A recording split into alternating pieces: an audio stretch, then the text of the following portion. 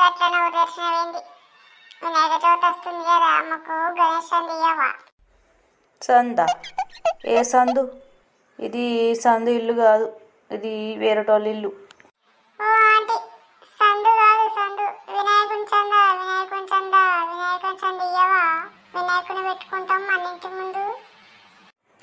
అదే అదే వినాయకును చందు ఇప్పుడే గటు పోయిర్రు, గదొడ్డికి పోయిర్రు, గటు గటు గటు పోయిర్రు. ఏంది రగ్గి ఆంటీ, చందు ఇమ్మంటే చందు వినాయకుడు, చందు వినాయకుడు అని అంటుంది. ఇట్లయితే ఏమైనా వినాయకుని పెట్టినట్టేపా. ఆంటీ, వినాయకుని చంద. అంకుల్ లేరు.